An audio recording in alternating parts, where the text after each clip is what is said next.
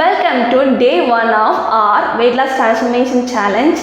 எந்த ஒரு எக்ஸ்பிரிமெண்ட்டாக எடுத்துக்கிட்டாலும் அந்த எக்ஸ்பிரிமெண்ட் எவ்வளோ சக்சீட் ஆகிருக்கு அப்படின்னு பார்க்குறதுக்கு அட்லீஸ்ட் நமக்கு மினிமம் ஒரு கீ பேராமீட்டராவது வேணும். ஸோ நம்மளோட இந்த வெயிட் லாஸ் ட்ரான்ஸ்ஃபர்மேஷன் எவ்வளோ தூரம் நம்ம ட்ரான்ஸ்ஃபார்ம் ஆகியிருக்கோம் அப்படிங்கிறத பார்க்குறதுக்கும் நமக்கும் ஒரு பேராமீட்டர் வேணும் இல்லையா?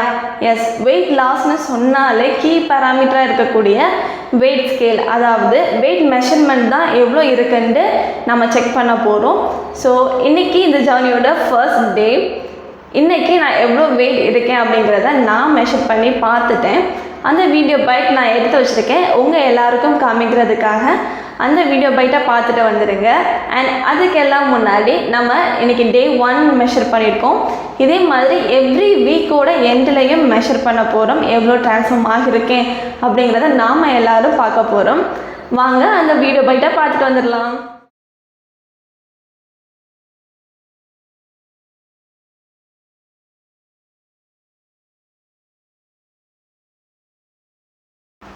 இன்றைக்கி நான் காலையில் 5 o'clock எழுந்தேன். அண்ட் ஃப்ரெஷ்ஷப் ஆகிட்டு 5:30க்கெல்லாம் என்னோடய யோகா சாதனாவை நான் ஸ்டார்ட் பண்ணிட்டேன். 6:30க்கு என்னோடய யோகா சாதனாவை நான் கம்ப்ளீட் பண்ணினேன். அதோட வீடியோ பைட் எடுத்து வச்சுருக்கேன் உங்களுக்காக. வாங்க நாம் எல்லோரும் சேர்ந்து ஒன்றா பார்க்கலாம்.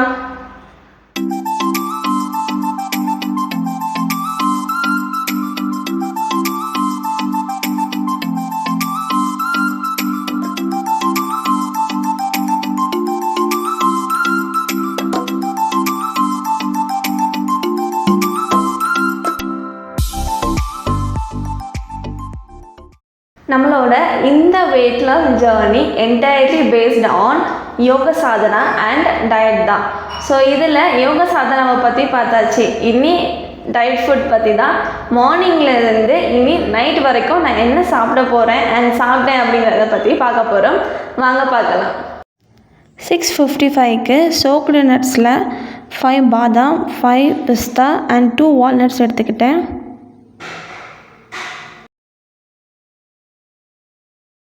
7:25க்கு பீட்ரூட் ஜூஸ் வித் கொஞ்சமாக லெமனை ஸ்க்வீஸ் பண்ணி எடுத்துக்கிட்டேன். யூஷுவலான பீட்ரூட் ஜூஸை விட இதோட டேஸ்ட் ரொம்ப சூப்பராக இருந்துச்சு.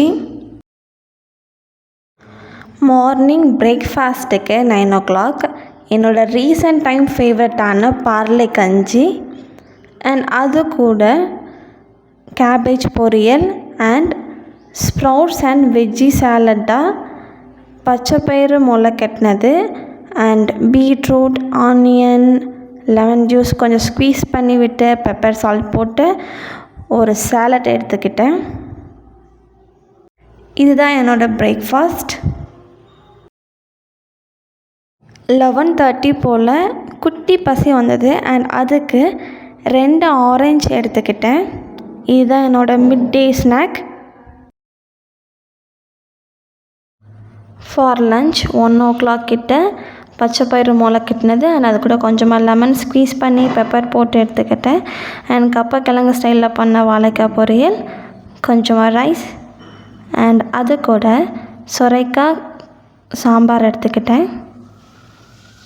அண்ட் இதுதான் என்னோடய லன்ச். ஆஃப்டர்நூன் 4 o'clock போல் பொரிக்கடலை அண்ட் வேர்க்கடலை இதெல்லாம் சேர்த்து ஒரு ஸ்நாக்காக எடுத்துக்கிட்டேன்.